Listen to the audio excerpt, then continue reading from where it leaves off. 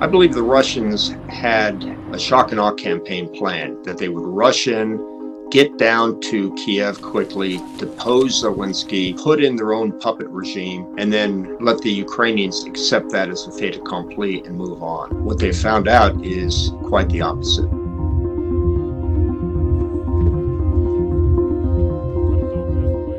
They are not confronting the Russians in a conventional sense, tank on tank, airplane on airplane. They're interdicting the supply lines. They're they're finding opportunities to use their javelins to go against the tanks. They're using their Stinger missiles to go after the helicopters. This is more partisan warfare, small groups of military and territorial forces picking off the Russian tanks one at a time. Probably knocked out over 100 plus tanks. The Russians have such a large army that they can keep flowing in more and more tanks.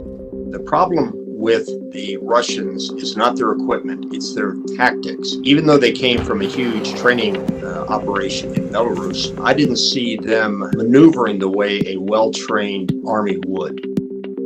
They certainly are not moving anywhere as quickly as they had planned. The reason, twofold. Number one, they've been sloppy, they've been ill-disciplined, they've lost their supplies, they've run out of food. And then the second reason, of course, is the stiff, tough resistance that has been shown by the Ukrainian forces, all the way from the professional military down to the territorial forces.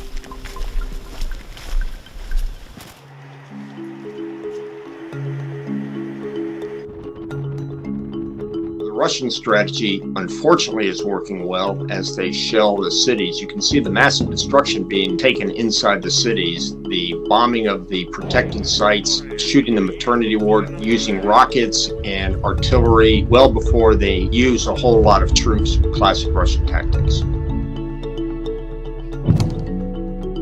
I spent years and years facing across the border from East German and Russian forces. I thought their tactics in their books were pretty refined. What I'm seeing are World War II tactics being used by the Russians. These are not new tactics. These are very, very old tactics.